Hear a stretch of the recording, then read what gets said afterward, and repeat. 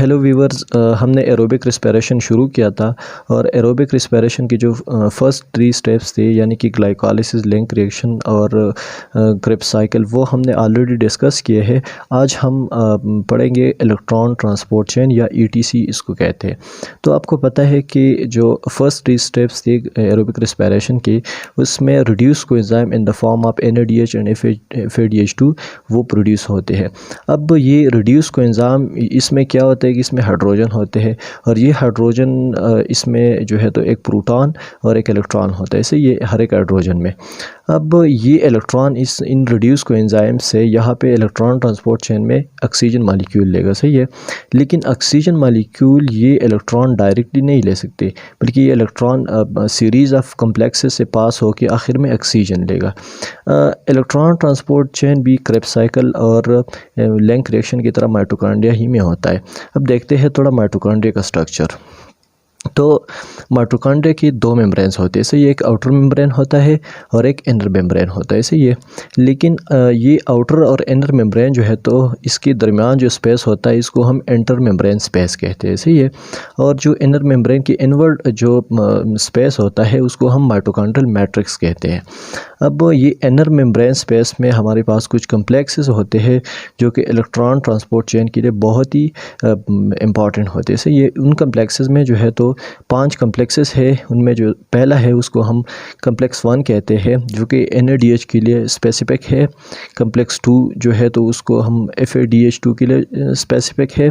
Complex 3 है, complex 4 है और कम्प्लेक्स 5 है, जिसको कम्प्लेक्स 5 को हम ATP सिंथेस भी कहते हैं, जहाँ पे ATP प्रोडक्शन होता है। और इन 5 कम्प्लेक्सेस के अलावा यहाँ पे 2 मूवेबल मॉलिक्यूल भी होते हैं जिसको हम कोएंजाइम Q और साइटोक्रोम C कहते हैं। ये 5 कम्प्लेक्सेस जो है कम्प्लेक्स 1, 2, 3, 4 एंड 5 ये फिक्स्ड होते हैं अपनी जगह पे, ये मूवेबल नहीं होते। लेकिन जो 2 मॉलिक्यूल है, प्रोटीन मॉलिक्यूल है, कोएंजाइम Q और साइटोक्रोम C, ये क्या है कि ये मूवेबल मॉलिक्यूल है, ये अपनी जगह से हिल सकते हैं, सही है।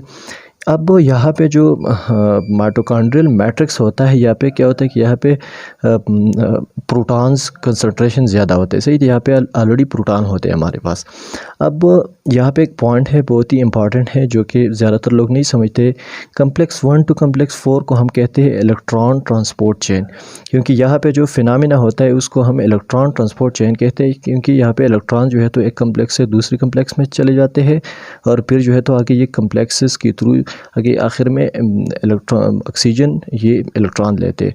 तो कम्प्लेक्स 1 टू कम्प्लेक्स 4 के दरमियान जो फिनोमेना होता है उसको हम इलेक्ट्रॉन ट्रांसपोर्ट चेन कहते हैं, सही है।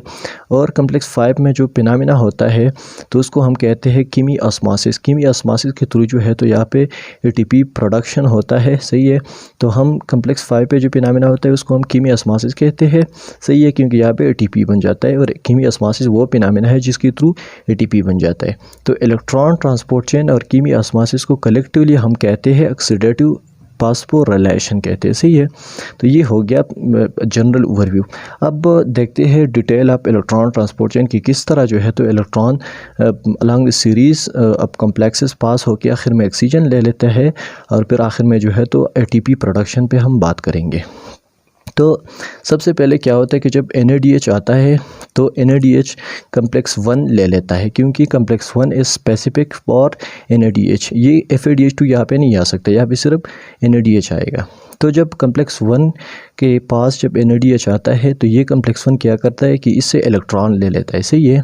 जब इलेक्ट्रॉन इससे ले लेता है तो ये कन्वर्ट हो जाता है ऑक्सीडाइज्ड कोएंजाइम NAD पॉजिटिव में, सही है। जब ये इलेक्ट्रॉन ले लेता है कम्प्लेक्स 1 तो ये क्या हो जाता है, ये सुपर एनर्जेटिक हो जाता है, सही है। जब ये सुपर एनर्जेटिक हो जाता है क्योंकि इलेक्ट्रॉन में एनर्जी होती है, तो ये कम्प्लेक्स 1 प्रोटॉन्स को जो है तो जो ऑलरेडी माइटोकॉन्ड्रियल मैट्रिक्स में प्रेजेंट होते हैं ये प्रोटॉन को ऊपर की तरफ पंप कर देते हैं, ऐसे ये जब ये सुपर एनर्जेटिक हो जाता है। अब ये इलेक्ट्रॉन जो कम्प्लेक्स 1 में है ये पास होते हैं कम्प्लेक्स 1 से कोएंजाइम Q में, सही है। कोएंजाइम Q मूवेबल मॉलिक्यूल है, वो यहाँ से यहाँ आ सकता है, यहाँ से यहाँ आ सकता है, सही है। तो ये कोएंजाइम Q में दाखिल हो जाते हैं। अब जो FADH2 मॉलिक्यूल है वो कम्प्लेक्स 1 में नहीं आ सकता है, वो कम्प्लेक्स 2 में आएगा, क्योंकि कम्प्लेक्स 2 इसके लिए स्पेसिफिक है, सही है। अब जब FADH2 यहाँ पे आएगा तो ये कम्प्लेक्स 2 इससे इलेक्ट्रॉन लेगा, सही है। जब ये इलेक्ट्रॉन इससे ले लेता है तो ये FADH2 कन्वर्ट हो जाता है ऑक्सीडाइज्ड फॉर्म में FAD पॉजिटिव में, सही है। तो इलेक्ट्रॉन जो है तो ये इससे पास होकर कोएंजाइम Q में आ जाते हैं। अब कम्प्लेक्स 2 जो है तो ये सुपर एनर्जेटिक नहीं होता है, क्योंकि यहाँ पे जो है तो इसमें जो प्रोटॉन पंपिंग जो पावर है वो इसमें नहीं होती, सही, क्योंकि ये सुपर एनर्जेटिक नहीं होता है। तो FADH2 का जो कम्प्लेक्स होता है वो कोई प्रोटॉन पंप नहीं कर सकता है। अब ये जो ऑक्सीडाइज FADH2 और FAD पॉजिटिव और NAD पॉजिटिव जो यहाँ पे बन गई, ये वापस जाके हमारे पास साइटोप्लाज्म और माइटोकॉन्ड्रिया में जाके क्या बनेगी, यहाँ पे जो जहाँ पे क्रेब्स साइकिल होता है और जहाँ पे लिंक रिएक्शन होता है माइटोकॉन्ड्रिया में, वहाँ पे जाके फिर जो है तो रिड्यूस हो जाएंगे और साइटोप्लाज्म में जाके ग्लाइकोलाइसिस के थ्रू रिड्यूस हो जाएगी। तो जब कोएंजाइम Q में इलेक्ट्रॉन आ जाते हैं कम्प्लेक्स 1 से और कम्प्लेक्स 2 से, तो ये फिर इलेक्ट्रॉन पास करते हैं कम्प्लेक्स 3 में, सही है। तो जब कम्प्लेक्स 3 में ये इलेक्ट्रॉन पास करते हैं तो कम्प्लेक्स 3 यहाँ पे सुपर एनर्जेटिक हो जाता है और ये भी जो है तो माइटोकॉन्ड्रियल मैट्रिक्स में जो प्रोटॉन प्रेजेंट होते हैं वो यहाँ से पंप किए जाते हैं ऊपर की तरफ इंटरमेम्ब्रेन स्पेस की तरफ, सही है। तो यहाँ पे प्रोटॉन आ जाते हैं। अब जब ये अपना काम कर देता है और प्रोटॉन जब पास कर देते हैं तो ये इलेक्ट्रॉन साइटोक्रोम C में जाते हैं, सही है। बहुत FADH2 और NADH के दोनों के जो इलेक्ट्रॉन थे वो यहाँ पे साइटोक्रोम C में अलग कम्प्लेक्स से जो है तो पास होते हैं। जब ये साइटोक्रोम C में आ जाते हैं तो साइटोक्रोम C से ये इलेक्ट्रॉन कम्प्लेक्स 4 में दाखिल हो जाते हैं, जो कि इलेक्ट्रॉन ट्रांसपोर्ट चेन का आखिरी कम्प्लेक्स होता है, सही है। तो जब ये कम्प्लेक्स 4 में आ जाते हैं तो कम्प्लेक्स 4 यहाँ पे सुपर एनर्जेटिक होता है और ये यहाँ पे प्रोटॉन को ऊपर की तरफ ये भी पंप कर देता है, सही है। तो जब ये प्रोटॉन पंप कर देता है तो यहाँ पे इलेक्ट्रॉन रहते हैं, ये इलेक्ट्रॉन आखिर में आके कहाँ पे आ जाते हैं, जो हमने लास्ट कैरियर का लास्ट एक्सेप्टर की बात की थी, तो वो यहाँ पे ऑक्सीजन है। अभी ऑक्सीजन यहाँ पे मॉलिक्यूलर फॉर्म में है तो ये कन्वर्ट हो जाता है जब ये इलेक्ट्रॉन ले लेते हैं एटॉमिक ऑक्सीजन में, तो यहाँ पे 2 ऑक्सीजन इससे बन जाते हैं। जब 2 ऑक्सीजन इससे बन जाते हैं तो यहाँ पे जो हाइड्रोजन इसके साथ मिलते हैं और 2 वाटर मॉलिक्यूल यहाँ पे बन जाते हैं, सही है। अब एक बात है कि यहाँ पे 3 कम्प्लेक्सेस है, कम्प्लेक्स 1, कम्प्लेक्स 3, कम्प्लेक्स 4, ये प्रोटॉन को पंप कर सकते हैं और कम्प्लेक्स 2 जो है तो that is unable to pump the proton, सही है।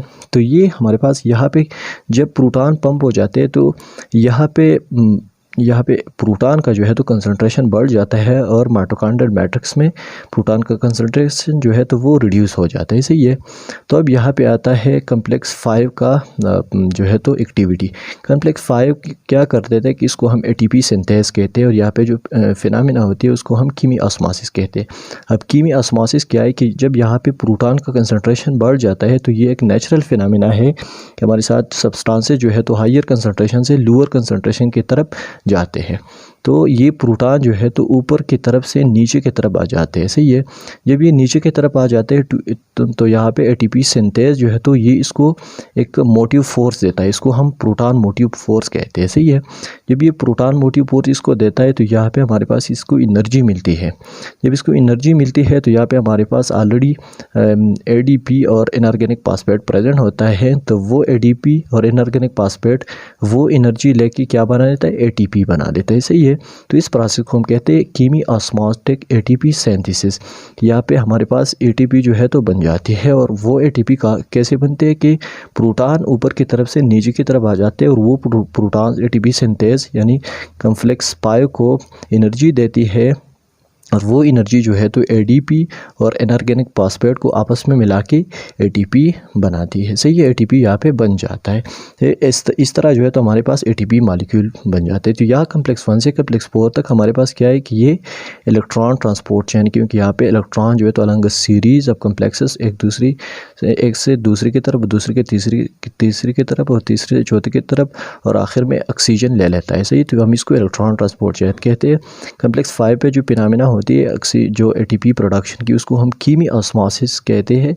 तो यहाँ पे जो होता है कम्प्लेक्स 5 में कीमिओस्मोसिस, तो कीमिओस्मोसिस और इलेक्ट्रॉन ट्रांसपोर्ट चेन को कंबाइनली हम क्या कहते हैं, ऑक्सीडेटिव फॉस्फोरिलेशन कहते हैं, सही है। तो ये हो गया हमारे पास इलेक्ट्रॉन ट्रांसपोर्ट चेन, सही है। और जब यहाँ पे हमारे पास जो पहले भी मैंने बताया था कि जो ऑक्सीडाइज को एंजाइम बन जाते हैं FAD पॉजिटिव और NAD पॉजिटिव, ये वापस अपने साइड्स पे जाके क्रेब्स साइकिल के साइड पे, लिंक रिएक्शन के साइड पे और ग्लाइकोलाइसिस के साइड पे वापस जो है तो ये रिड्यूस हो जाते हैं और ये प्रोटॉन जो ऑलरेडी वापस जो यहाँ पे आ गए होते हैं अपने कंसंट्रेशन की ग्रेडियंट की थ्रू, तो यहाँ पे प्रोटॉन जो है तो वापस वापस उसका कंसंट्रेशन बढ़ जाता है, और ये जब ये रिड्यूस होते हैं तो ये वापस आके ये साइकिल को जो है तो फिर से शुरू कर देता है। सही है। So this was the complete overview of electron transport chain in the end of the aerobic respiration. अब अगर किसी का कोई भी सवाल हो एरोबिक रेस्पिरेशन की हवाले से तो वो कमेंट सेक्शन में ज़रूर पूछेगा। Will see you in the next lecture. Thank you.